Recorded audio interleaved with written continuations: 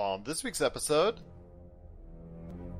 Fast and Furious is at a crossroads. Is Umbrella Academy better the second time around? And are you ready to be attacked by sharks? All this and more as we once again delve into the pop culture cosmos. Welcome to the Pop Culture Cosmos. And we're back with another episode of the Pop Culture Cosmos. This is Gerald Glassford from Pop Culture Cosmos, Game Source, Inside Sports Fantasy Football, and the Lakers Fast Break.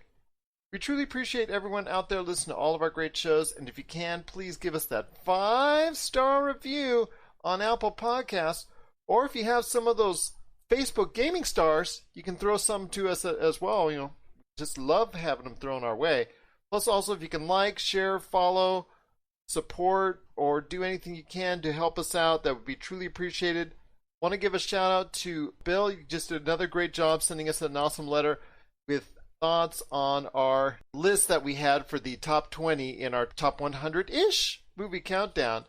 I'm glad you got a chance to enjoy it. I know your picks, like everybody out there, we've been getting some feedback. I know my picks. Well, this was a gathering of all of the picks that listeners sent in lists to, so we truly appreciate everyone that sent in their thoughts on it. So if you get a chance, check that out on the Pop Culture Cosmos channel. But yes, Bill, we truly appreciate you sending in a letter. And if you, everybody out there, you want to get a chance to send us your thoughts at Pop Culture Cosmos on Twitter or popculturecosmos@yahoo.com. But it would be a Pop Culture Cosmos without my good friend. He is our own great white shark of Pop Culture Cosmos.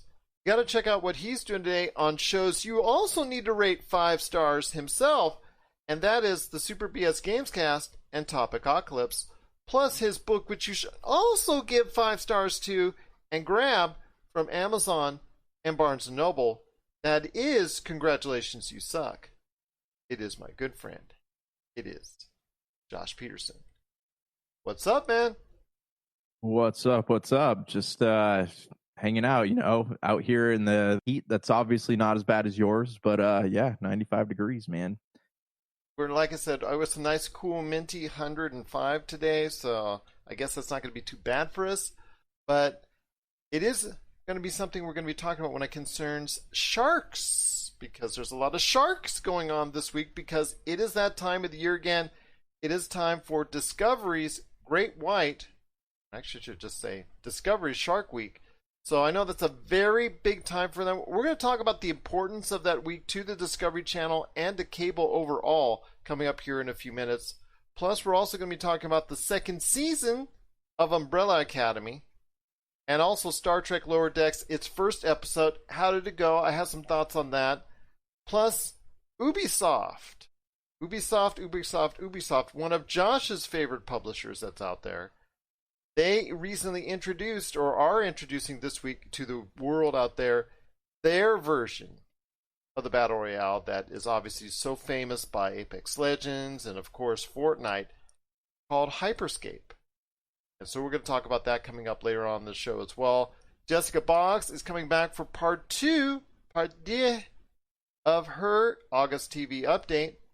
And last but not least, at the back end of the show, we're going to be talking about Fast and Furious Crossroads and how this brings back a time-honored or time-not-so-honored video game tradition with movie tie-in video games.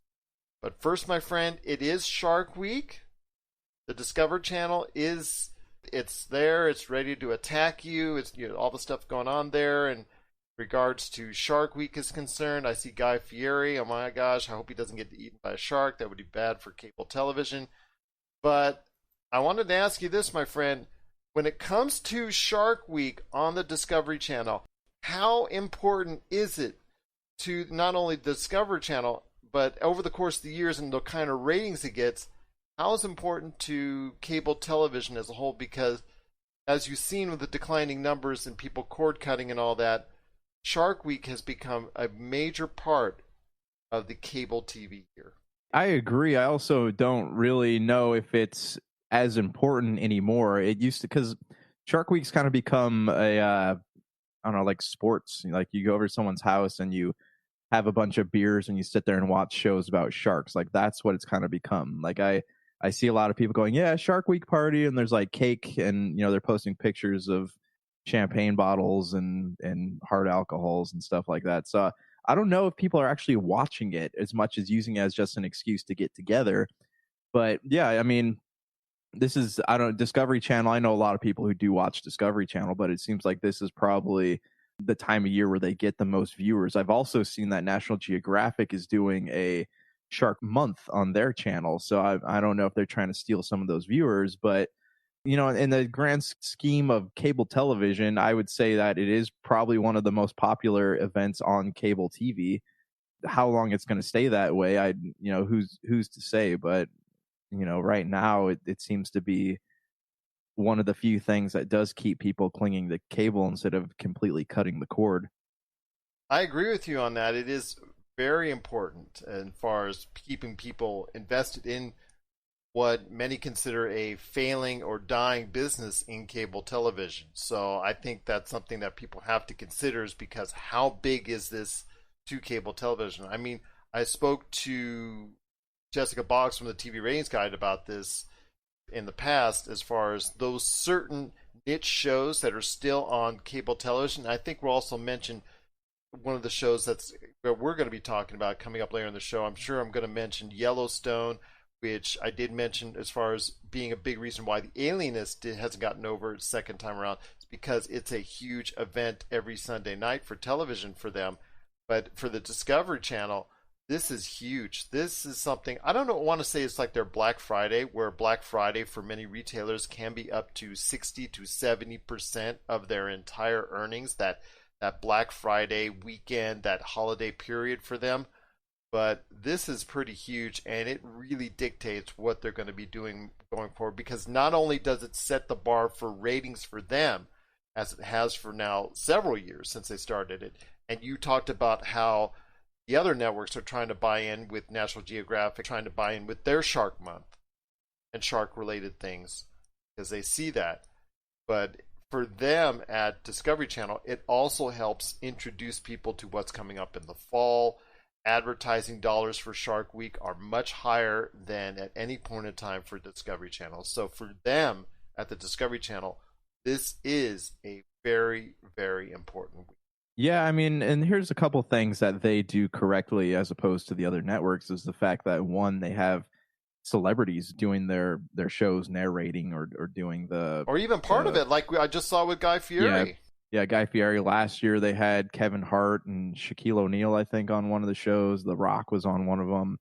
They do a great job with that, and I think Shark Week has built the reputation to where if they did want to go to a certain celebrity, they'd be like, oh yeah, that'd be awesome. I know Mike Tyson's on something coming up either today or tomorrow.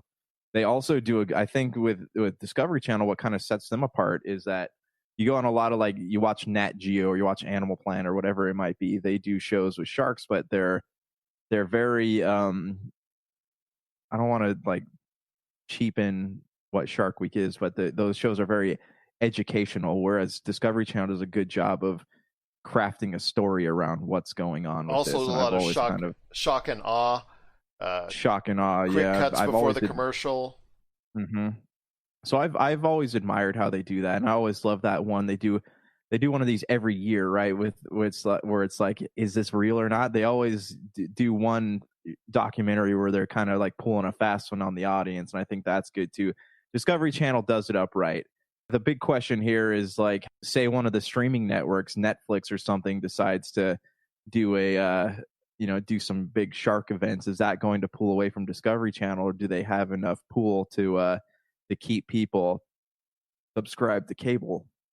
And that's the thing. That's the major question. Are they going to be able to go ahead and keep on having Shark Week be this event going forward? Because as we've talked about and hinted to and alluded to, not only on this program, but previous many others, cord cutting is a real thing. Cord cutting has been a real thing now for a couple of years, and with the advent and strength that Netflix and now Disney Plus and HBO Max, Peacock is now putting their name in there, Amazon Prime.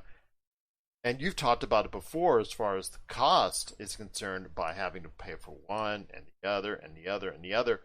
Cable television at a considerably higher cost is something that a lot of people cannot keep on affording, even if it is for Shark Week and whatnot. So people are looking forward to seeing if they can get some of that Shark Week action on other programming, maybe on streaming programming, and they're able to say, you know what, we're going to go ahead and sacrifice Shark Week because after all, it's only a week.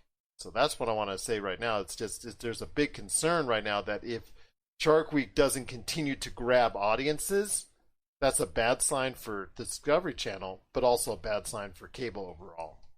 Yeah, right. I mean, it's, you can't beat the convenience of being able to watch something when you want to watch it, right? And I know cable has tried to do that with, their on-demand services, but even still, like, you don't get the full experience of Shark Week via on-demand. So, I mean, if this is something that's causing families to actually sit down on their couches and spend time together while they watch Shark Week, I mean, I think that that's a huge positive. Whether or not that's going to be sustainable, I guess we'll have to wait and find out as more and more streaming services get announced and more stuff, unrolls, and it'll be interesting to see what happens. It will be interesting to see what happens because, without these major event weeks or periods or shows or times where cable gets to the forefront of the action, without, having those, it looks like cable would be really a lot in much a worse place than they are now. And they're already in a declining place as is with the advent of streaming networks and the popularity of them. So we'll have to wait and see what the numbers look like going forward.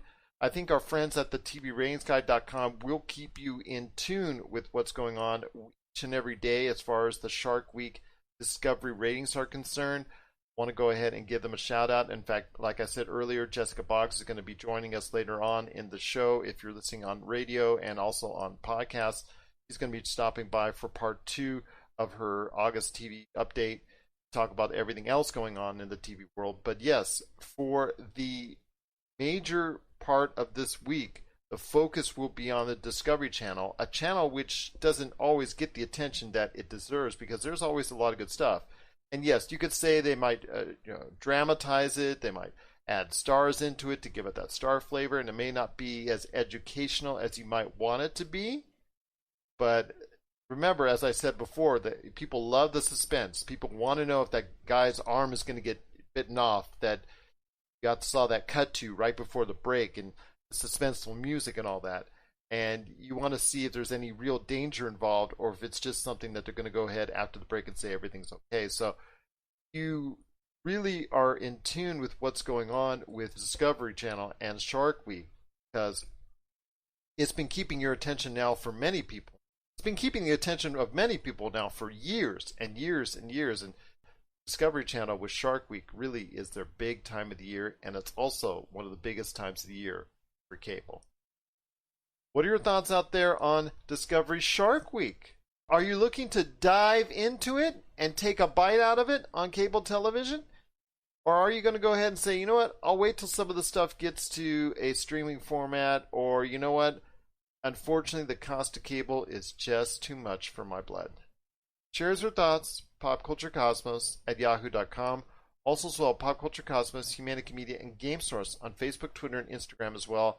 And yes, while it lasts, before it gets banned, Pop Culture Cosmos on TikTok. Well, hey, this is Chad from Ghost Toasters, and you're listening to Pop Culture Cosmos Podcast.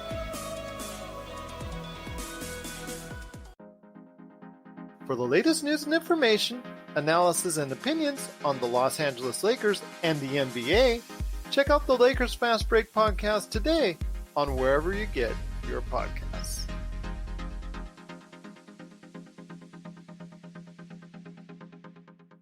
My friend, there's also much to talk about when it concerns the Umbrella Academy, which recently debuted on Netflix for season 2. A lot of people were excited about it. We talked about that, and we kind of lumped it in always with The Boys and also Doom Patrol. I'm not sure. Let me get your feed on this. I know we've talked about this before, but just refresh my memory. Where did you put Umbrella Academy after season 1 when it concerns Doom Patrol, The Boys, and Umbrella Academy? Because they all finished their season 1s right around the same time. Where did you put Umbrella Academy out of those three? So, I mean, they're all really different shows. I don't really have I like them all. I'm actually still watching Doom Patrol right now. I'm about halfway through the first season. Umbrella Academy, it has flair, I guess the word would be. Like, the characters are all interesting. It's got comedy, really kind of out there elements, not as much so as Doom Patrol, but it was a good watch. It was fun. It was a fun show with a good story. How would I compare it to The Boys? The Boys is like a whole different, like, you go from your slightly family friendly to something that you wouldn't want to show your mom. And because of that, it's kind of hard to compare the two. I like all three of them, to be honest with you. I haven't watched the new season of Umbrella Academy yet, but it's on my list after I finish Doom Patrol, so I'll probably get to that next week sometime. It's probably in my top 5 things that I watched last year, if that helps answer your question. It was, of the three, for me, I think number 3, but they were all 3 of them very, very good. Let's put it into context here. All 3 were very good for me, but I think that of the 3, I like The Boys the best. I would put Doom Patrol second, and then I would put Umbrella Academy third. I'm watching Umbrella Academy. In fact, I'm just about finished with it, and my thoughts are on it is it's better than the first time go around. I think it is something that people need to go out of their way to see. I think it is really good. I think it gets a little bit hectic on the story narrative because sometimes they're right now in 1963, just before the events of the tragic assassination of John F. Kennedy and how things like that could set into motion as far as the apocalypse. I'm not sharing any spoilers because it's on the trailer. But for me, a good watch, even though that sometimes the narrative gets split up between all the characters and it has to tell each and every one of their stories within the span of the same episode, sometimes it doesn't let everything flesh out. But outside of that, the whole dynamic of the family itself of the Umbrella Academy is the best part of it, and how they interact with each other. Plus, the characters themselves are so interesting to watch, and I think they've grown as characters that I enjoy them more now than I did last year. I think there was still some feeling out process because it was the first season for them. They didn't really get into it as much. But I do really like what let's just say it's gone from good to very good, in my estimation. I think it's a very good watch, and I really enjoy seeing the Umbrella Academy this time around. So, to be honest with you, I didn't even know, like, they didn't market it very much, so I didn't really know that there was a new season until I went to Netflix last week. I'm like, oh, there's a new season here. So hopefully I'll finish Doom Patrol this week, and I'll be able to start, Umbrella Academy by the time we talk next weekend. But yeah, I do really enjoy the show. I think the characters, they were all really well developed, and I think they have a lot of development left to go. The whole family dynamic is interesting too, because they're so dysfunctional, and they're learning about each other. They're learning how to get along with each other, how to function. They're learning how to, like, take responsibility for things. So it's a fun show, and I think there are things to be learned from it. So it's definitely something I am excited about. I'm excited about it too. I can't wait to see what they have planned ahead for the future. Obviously, the ending is, it's having a lot of people talk about it, so I won't go into detail because there's still a lot of people out there who haven't seen it yet. But it is, like I said, on a better note, and it was already off to a good note before in season 1, but this is even better. So season 2 of Umbrella Academy is really getting off to me for a good note. Hoping everybody will give it a chance. If you haven't seen it, Umbrella Academy Season 2. Season 1 is also available on Netflix. Doom Patrol, I know we got to talk about that. Let me ask you this. Again, to me, I put those 3 in a loop as far as Umbrella Academy, Doom Patrol, and The Boys. All 3 of them in the loop because of the fact that, to me, they serve the same type of anti-hero concept. They all came out around the same time. So that's how I looped them all together. I thought Doom Patrol Season 2 was good, but I may be leaning towards, as far as, of the 2 right now, between Umbrella Academy and what I was saying with Doom Patrol. I may be leaning towards Umbrella Academy now, but both were still very good. What are your thoughts so far on Doom Patrol? I'm enjoying it. I mean, it's really, I love how aware of itself it is. I can see they're trying to take some cues from Deadpool, which seems to be what everyone's trying to do these days. But I loved, I loved how they were on that bus, and I think it was episode 2, end of episode 1, early in episode 2. They were on the bus, and Mr. Nobody's talking, and like, who's gonna pay any attention to what you're doing? He goes, well, the people subscribing to DC services. Like, he says it in the middle of the show, so it's kind of funny, but I like it, honestly. I think that Brendan Fraser is incredibly talented. It's a shame what happened to him, all that stuff he's going through, but I think he's incredibly talented. I'm glad he's back on the screen again. His character is messed up, but I mean, there's a lot of layers to that can be peeled back over several seasons. And as far as like the radiation guy, you know what I'm talking about, the bandages. He seems to be like the cool-headed leader of the group, and then they have Rita, who has she turns into the Blob, and then Cyborg comes in. Like, there's everybody in the show, and Jane, everyone in the show is so different from each other. So it's not just the fact that they're fighting, it's that they don't even belong in the same show. And because of that, it makes it appealing because you want to know what happens next. It's like watching, a bunch of people with different personality traits locked in the same room together. Like, there's going to be blow-ups, there's going to be people arguing, it's going to get ugly. And so that's what makes it so interesting. It's like watching a scripted reality TV show with superheroes, and it's kind of I love it. I love it. And so I'm only on season 1. I'm on episode 5, I think. So I got a couple more left, and then I'll probably watch Umbrella Academy then season 2. But it's making I do enjoy it. I'm curious. It's making me want to kind of like check out Titans, but I don't know if I'll ever get time to do that. But it's a good show. If you got HBO Max, it's definitely worth sitting down and watching. And next month is The Boys, which the sneak peeks I've already been seeing of The Boys has me excited for that show because I thought that was the best of all 3. I think you said the same as well, but we're talking about all 3 being very good shows. Like I said, Umbrella Academy is to me a little bit better than Doom Patrol season 2, but not by much.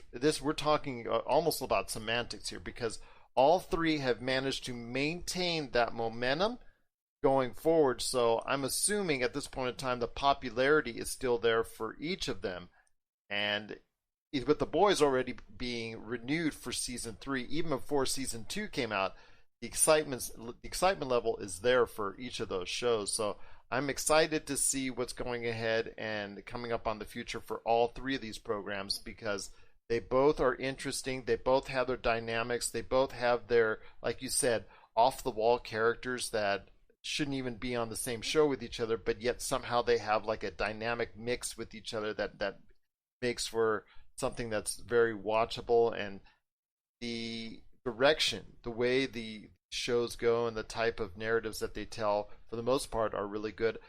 Like I said, when they get separated and sometimes have to tell the stories of each of them, and you have to go ahead and continually reference each of them within the framework of one episode, sometimes a little bit gets lost in translation because not enough time is spent to flesh out these characters as much as they should. But again, those are very small little nitpicking points when you concern the overall as far as where it goes and how enjoyable it is as a culmination on the end of these shows. So I'm looking forward to seeing how The Boys will match up to Umbrella Academy and also Doom Patrol, because I think all 3 are deserving of a look. And I'm just sad that the Emmys and also really the critics associations out there that really don't see these shows for what they are. I mean, those who watch it just absolutely rave about all 3 shows. I have not heard much of a disparaging word for any of these shows at all.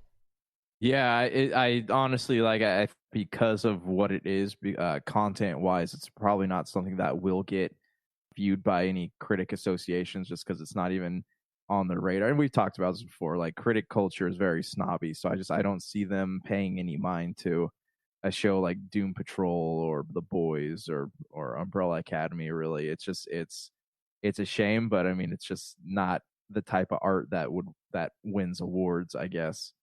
If you get a chance, please check it out. Tina Marie from the Psychedelic Podcast. I'll tell you what, you've got a great show yourself, so if you get a chance, check that out. All three of those shows, especially The Boys coming out next month, Umbrella Academy out right now, and also Doom Patrol out right now. If you get a chance, check out those shows and talk about it on your own show. We'd love to hear your thoughts on that on your own show, the Psychedelic Podcast. So I'm giving you a shout out there. If you get a chance, check out her show. It's an awesome one.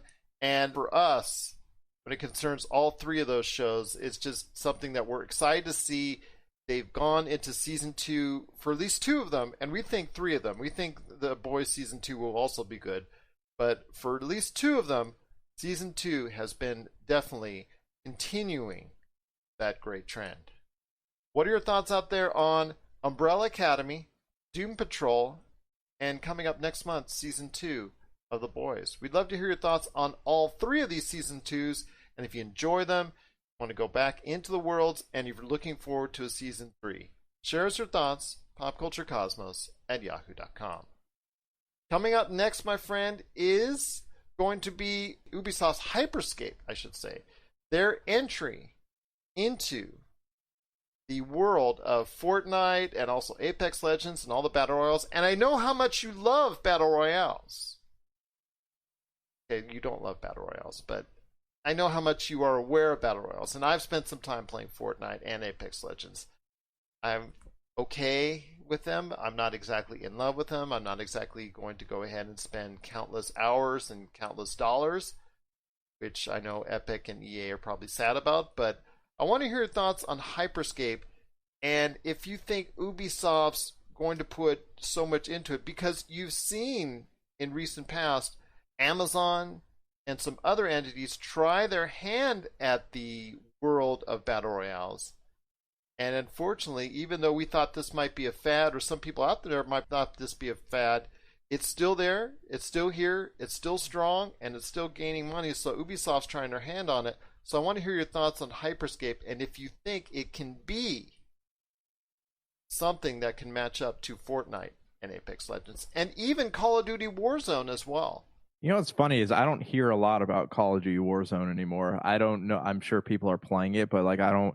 When people talk about good battle royale games, like the ones you do still hear about are Fortnite and Apex Legends. And I got Brank from Super BS plays Apex Legends a lot, and he really likes it.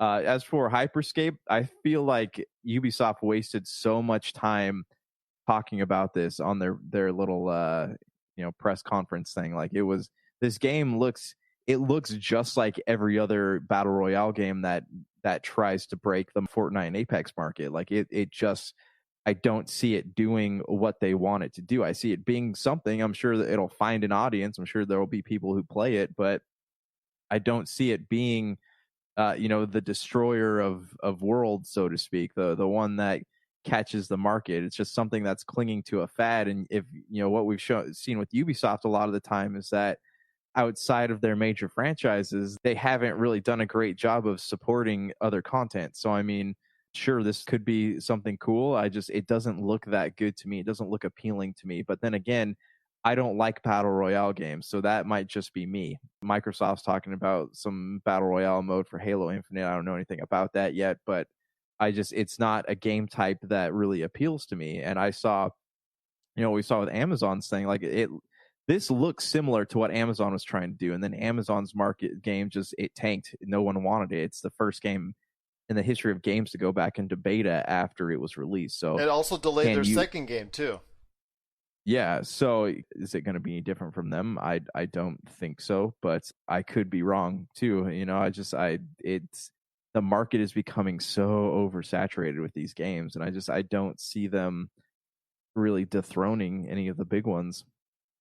I'll tell you what, if you are interested in a new platform for the Battle Royale genre, you might want to go ahead and check out this week Ubisoft's Hyperscape. It is going to be on a lot of platforms coming up, and if you're interested, we'd love to hear your thoughts as far as giving it a try. You want to go ahead and share us your thoughts on it, please let us know. We want to hear your thoughts if this is going to be a game that you think go ahead and make its way in the already very, very crowded Battle Royale genre, or if you think that Ubisoft's Hyperscape is just going to go ahead and meet another one of these video games' tragic end. Share us your thoughts, popculturecosmos@yahoo.com. Also as well, Pop Culture Cosmos, Humanic Community Game Source on Facebook, Twitter, and Instagram as well. You're listening to the Pop Culture Cosmos.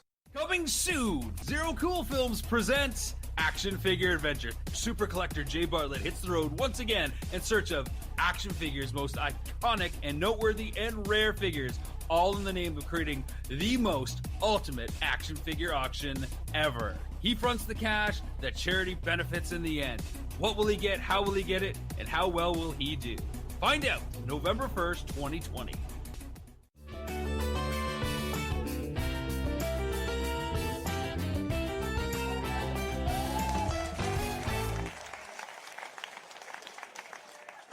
All right, and we're back with the show. Once again, it is Gerald Glassford from the Pop Culture Cosmos here. Thank you so much for being part of the broadcast here today. She's back. Got to check out what she does each and every day at theTVRatingsGuide.com, the place to go for everything ratings updates, news updates, opinions, reviews, and so much more, including all their original content that they have as well. Got to go ahead and check out what they do today in regards to the TV world at theTVRatingsGuide.com. It is Jessica Boggs. Jessica, thanks for coming back, as always. It's good to be back. Yellowstone is kicking some butt. It is one of the few success stories right now on cable in 2020 in regards to ratings are concerned. I want to hear your thoughts on why Yellowstone has connected so well with audiences. I believe it could be the nostalgia as far as Western dramas go. It's like the only Western drama literally on the air at the moment that's like well produced and heavily promoted. I mean, I've been trying to like find the first 2 seasons of Yellowstone to stream, but I'm not sure where that's available. But as far as the numbers go, it's kicking butt in the 2554. It's a little above a 1.0 in the demo, almost a 1.1, and it's up like 52.53% from the previous season.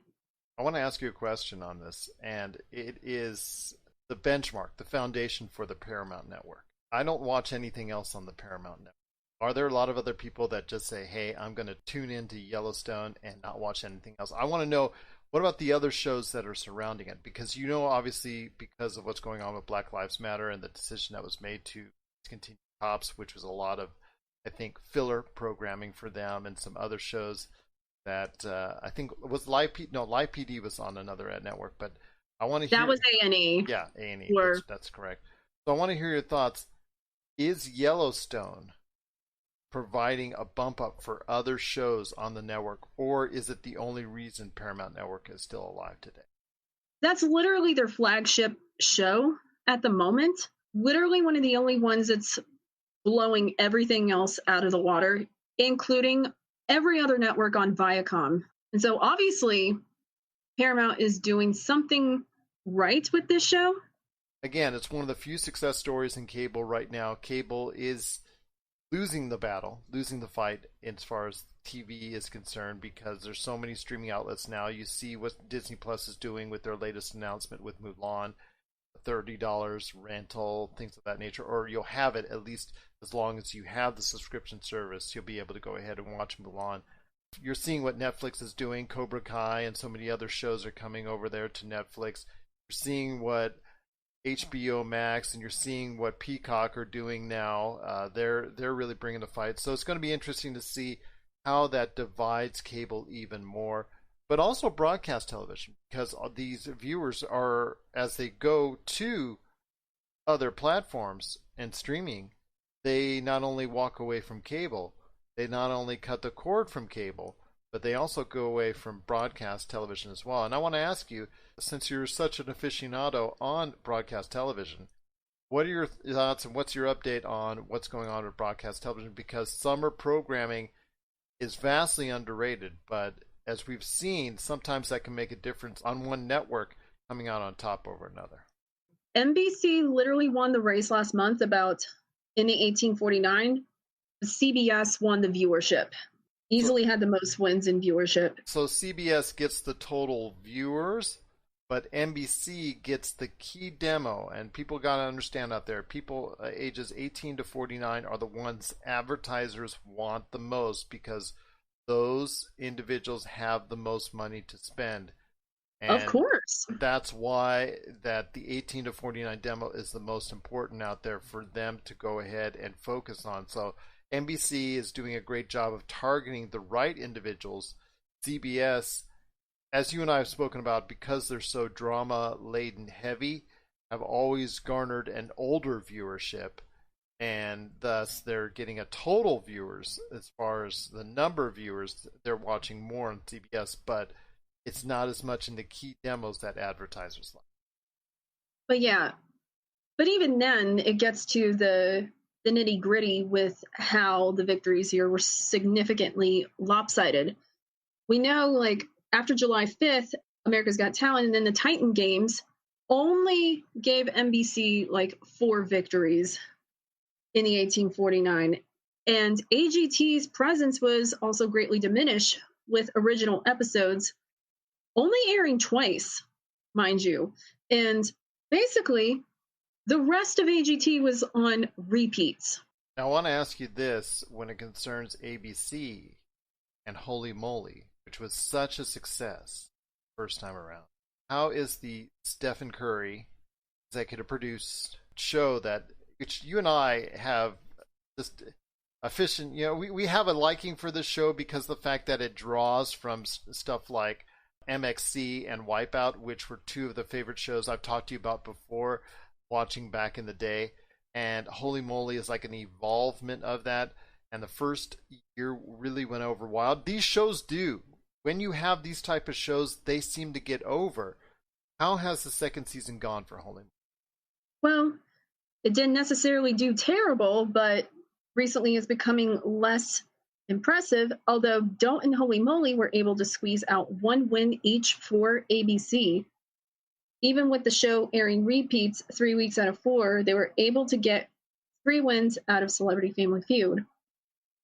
Holey Moley right now is like, you have a July 16th, it's like, it's at 0.5, and then you have literally other shows on Thursday night that are beating it at the moment. And so it's looking a little less impressive for July standards. But it's an automatic renewal, is that correct? It could, depending on the expenses and stuff. I have a hard time seeing them axing that show. They could, Probably but not. Probably not. Thursday is like, is what it is. Like, there's bigger fish to fry. Whereas Monday nights are consistently pretty low. Let's just say Bachelor Goat is going to probably get the axe at the moment. Well, tell you what, Jessica, again, I appreciate you taking the time to speak to me this month in your August TV update. Once again, it's Jessica Boggs from the TVRatingsGuide.com. So before we head on out, can you give us an update on why people should check out the TVRatingsGuide.com and what you're up to there, and even Jessica's show as well? We do have ratings reports. We also do have some editorials and TVRG, the original shows, like in the mix and stuff. And we did have some highs in the traffic recently with the site. So we're not exactly dead, but we're actually like one of the sites right now that's doing pretty good at the moment. Well, that's great news. That's great news indeed. And for people to go ahead and check out why they're doing so well, they need to go ahead and check out theTVRatingsGuide.com. And Jessica, I cannot thank you enough for stopping by this month for the August TV update. I'm looking forward to our fall TV update that's coming in September. Looking forward to that. It's going to be different. So we're going to go ahead and see what we can do to give people an update on what's going on. But it is going to be different the way that's going to be lined out. I think I'm pretty confident in that because of what's going on with coronavirus. As everybody trying to deal with this, and everything is different at this point in time. But you and I, we're going to work through it. We're going to get through it, and we're going to go ahead and provide everybody a great fall TV update in the month of September, just like you did this month in August. Because again, it is Jessica Boggs from the TVRatingsGuide.com, and I cannot thank you enough, as always, for stopping by right here at the Pop Culture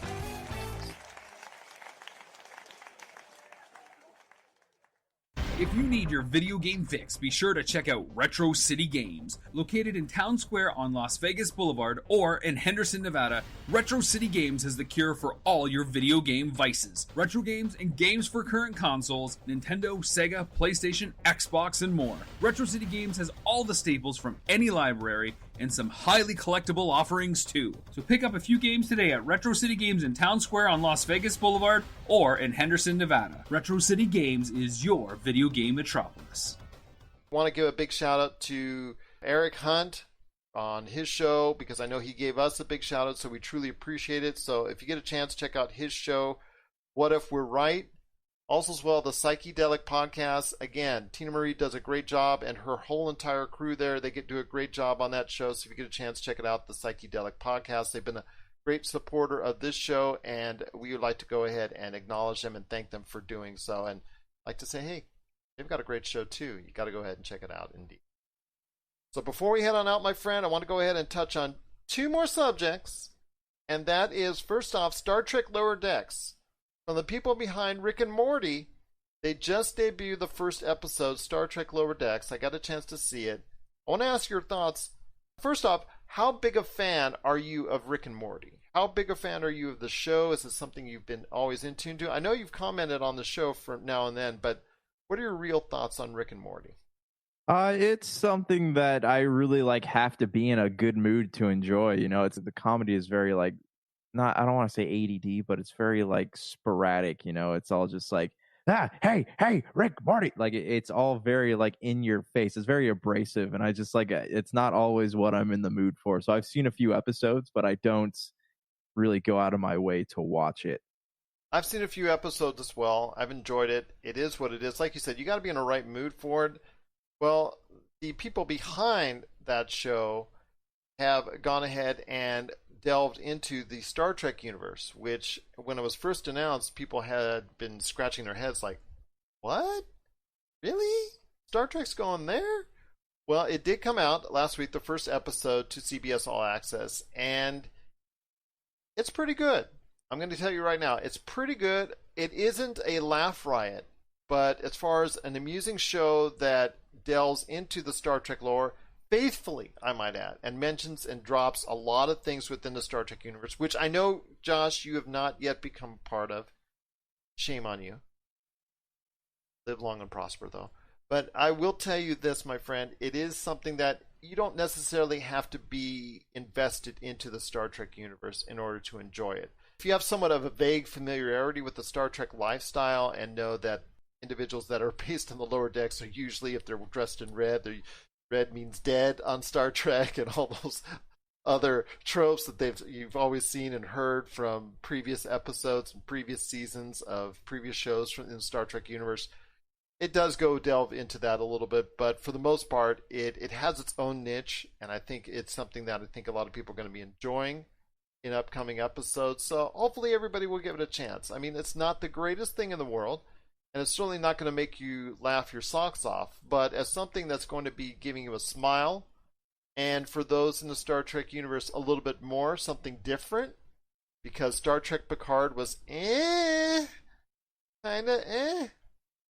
and Star Trek Discovery is still, like I said, on the way for season 3. That seems to be getting over very well with people, but with so many Star Trek shows either coming out or on its way out, this is a show that I think might find its niche just because it's so vastly different than anything you've seen from Star Trek before. So is this kind of a comedy, or is it just an animated thing? Yeah. Okay, all right. Would you rate it amongst, the Fox comedy, Simpsons style comedy, or is it, because I know on Family Guy especially, they've done a lot of Star Trek bits on there. Is that kind of a 20-minute Family Guy bit, or is it its own kind of thing? It's its own show, but the style and the comedic style is very heavily based in the Family Guy, even less like Rick and Morty. It's more Family Guy-ish type humor, very quick hitting, very referential, things of that nature. So it is something that you have to go ahead and really get into, but I liked it. I liked it for what it's worth. I will be seeing future episodes, but it's not something I'm going to tell you that it's going to be the laugh out loud type scenario here, but it is something that does put a smile on your face. I think when all is said and done, it's a quick watch. These are not long episodes by any stretch of imagination. They're short episodes, and they go ahead and get you through. I mean, just like I said, if you're looking for something different on your Star Trek palette, this is definitely something worth a watch. Okay, all right. So would you say people who like Star Trek but don't like cartoons, would they find this appealing? That's a very good question.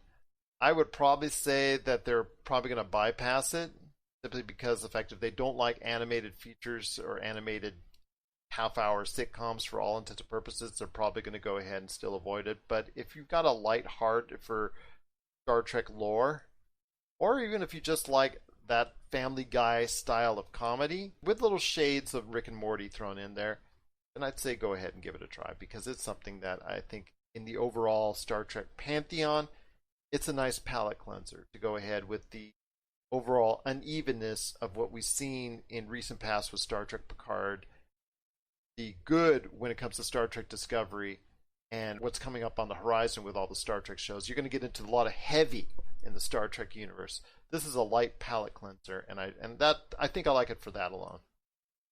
Okay, all right, right on. When is it on? Where is it on? Is it on CBS All Access or is it on TV? CBS All Access, yeah. Yes, you gotta do those subscriptions. That's right, but it is free. You can get a free, I think, 7 days. So if you want to give it a try, the episodes drop each and every Thursday. So if you want to check out or wait till Thursday, let that episode drop so you catch a couple episodes, or wait until the season ends. I'm not sure if it's 8 or 12 episodes, but it's going to be something where you want to go ahead by the end of the year, catch it, get that free trial, knock it out. I think it's something that's going to be well worth your Star Trek time. What are your thoughts out there on Star Trek Lower Decks? Something that came out very recently to Star Trek, to CBS All Access. Truly enjoyed it. Thought it was pretty good. Thought it was something that I think everybody out there kind of want to watch, especially if you're into Star Trek lore. But please, I want to hear your thoughts. popculturecosmos@yahoo.com. Also saw Pop Culture Cosmos, Humanity Media, and Game Source on Facebook, Twitter, and Instagram as well. All right, my friend, we made it to the back end of the show. This is the Pop Culture Cosmos. I want to thank Jessica Boggs from the TVRatingsGuide.com for being on today's show. Check out her monthly updates each and every time out right here at the Pop Culture Cosmos, plus all of her work on Jessica's show, wherever you can get your podcasts, and of course, the TVRatingsGuide.com, where you see all the updates and reviews and ratings updates and renew cancel indexes and all that. Truly appreciate Jessica for being on the show today. Also, check out again What If We're Right, that podcast, the Psychedelic podcast, Tina Marie, her show. Just want to go ahead and give one last big props to both those shows for doing what they do, and go ahead and check out those shows as well after you check out ours. Again, if you get a chance, 5 stars if you can. Also as well, throw those Facebook gaming stars whenever we're doing this. And then if you can like, share, and support us any way you can here at the Pop Culture Cosmos, it's greatly appreciated. But before you head on out, my friend, I know you were on pins and needles as a gamer that you are, waiting for this. Fast and Furious Crossroads came out this past weekend. Okay, maybe no one, or virtually no one, was forward to this game, but you had a chance to take a look at a little bit of it. I had a chance, the unfortunate opportunity to take a look at this. This game looks bad, and the ratings have already come out for this game on many levels. When you don't get a chance to review it ahead of time, and the reviews don't come out until after it's been released, that's usually the high sign on how bad the game is. This game, to me, is bargain bin worthy already, my friend, and unfortunately, we'll get into here in a second as far as film adaptations for video games. But I want to ask you this, my friend. You got a chance to check out some Fast and Furious Crossroads. Well, it plays like a Xbox 360 Need for Speed game, and it is scripted like a mobile game. It does not have anything that makes it a winner, I guess. Like it's and it's just so weird hearing Vin Diesel's voice. It makes me feel like I'm at Universal Studios, except like I don't want to keep playing it. It's just watching those trailers, like it's cringeworthy. It's almost like I don't know. Remember the Wolverine adaptation that was out on like PlayStation 2? Like it kind of a video game based on a film that just but that's all it is. Like there's no substance to it. I want to say this, my friend. First off, I think that ride, Fast and Furious ride, I think that's being closed down. Did I hear rumors of that? I'm not 100% sure on that, but my daughter, I think, gave me the high sign that they're possibly getting rid of those rides because I guess they're not very popular. I went on it. Wow. I like the King Kong one. I'm not 100% sure on that. So, I just, like I said, it's something that if you played the game or if you get a chance to play Fast and Furious Crossroads, you need to do something a little bit more constructive with your time or find a better game because this is utter trash. You were so kind in your narration and your summation of the video game, but I'm going to tell you, the Xbox 360, I think if it went on there, it would be actually looking bad on the Xbox 360. Probably run on the lower end of that. So it really is not a very good looking game. It doesn't look like it's basically it's out there just as trying to see if anybody will buy it. And that's, to me, it's coming out at the wrong time. The Fast and Furious movie is not coming out till next year. They could have delayed this, fleshed it out, could have improved the graphics, could have spent more time on it. But the rush to get this out, I have no idea why they did this or why this game exists. But you could have waited another year and fleshed this game out even. Yeah, well, it looks and sounds like a mobile game. Like just watching that trailer, I was waiting at any minute for something to pop up to say, hey, if you want to buy a turbocharger for $6, that's what I was waiting for, that to pop up on the screen. It's very disappointing. And before I get to your thoughts on Jojo Rabbit, before we head on out, my friend, I want to go ahead and ask this. I thought in 2020 we had gotten rid of seriously bad film video game adaptations, but unfortunately that's not the case. It's great to see that a lot of video games are now becoming movies, like Uncharted and so many others that are coming out, or so many others that are at least being worked on and are in production and being signed up, which is great to see. But when it goes the other way in these films to video games, I thought in 2020 that these studios, realizing how much money it takes to go ahead and build a decent video game, just stop doing these cash grabs, because they're not even cash grabs because nobody's buying them.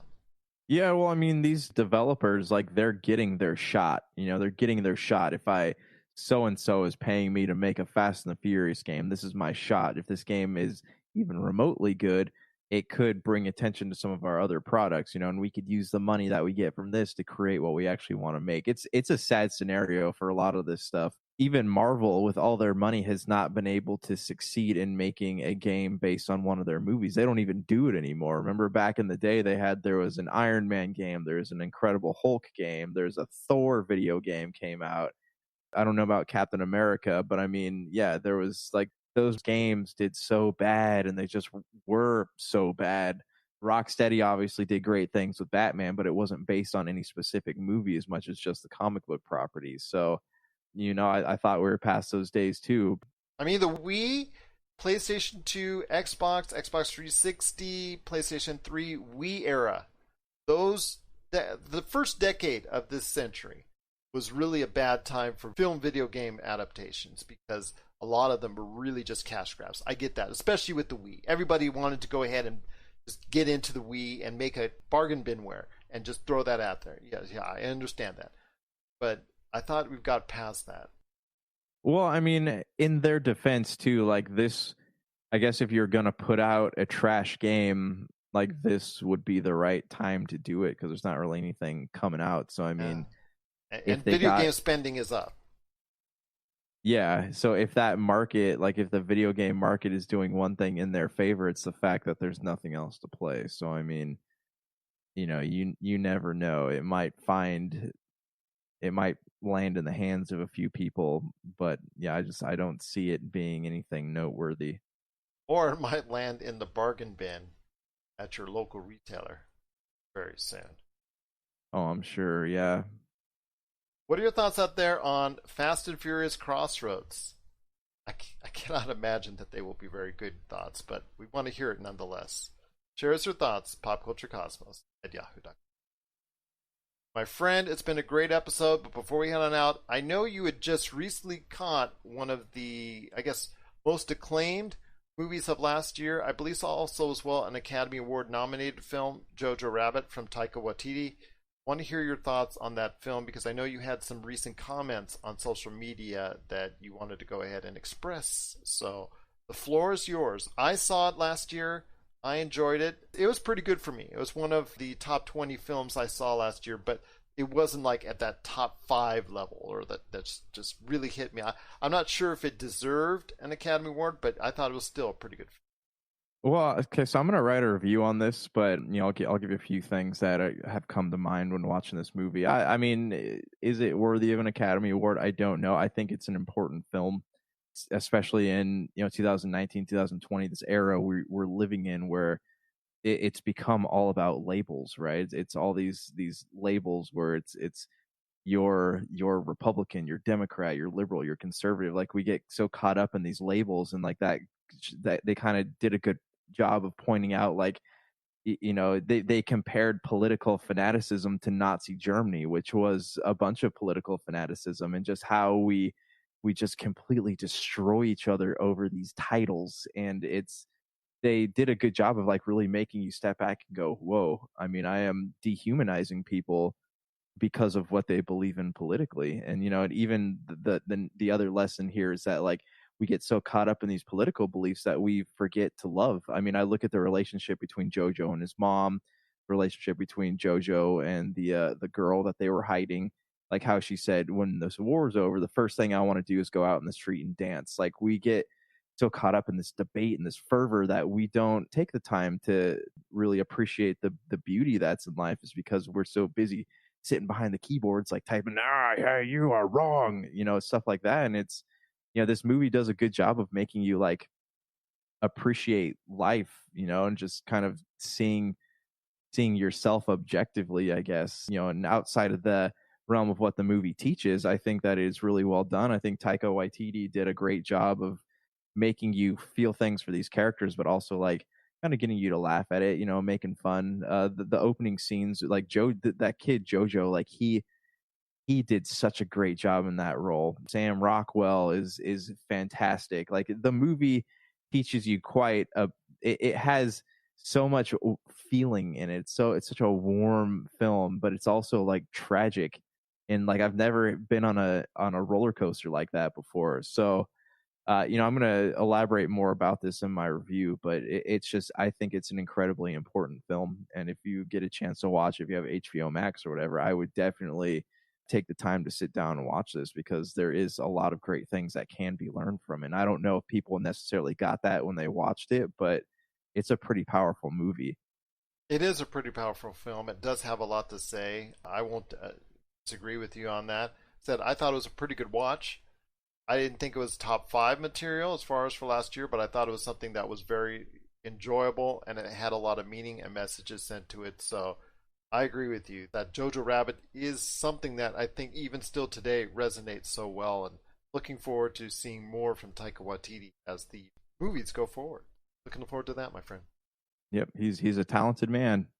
If you have any thoughts out there on Jojo Rabbit, or you want to go ahead and check out Josh's work, please share today. It's going to be either popculturecosmos@yahoo.com, or check out his upcoming thoughts on it at popculturecosmos.com. Well, my friend, been a great episode. Got more coming up this week on the Friday episode of the PCC Multiverse. Any last thoughts? Not really. I think we covered everything I was wanting to cover. I'm curious if this next week's going to bring more announcements from Disney about movies coming out, or even Universal. So Disney definitely has paved the way for something with Mulan. So we'll see what happens. I'm looking forward to that DC Fundome, and maybe Marvel might have something, like you said, sneaking up before it. So for Josh Peterson, this is Gerald Glassford.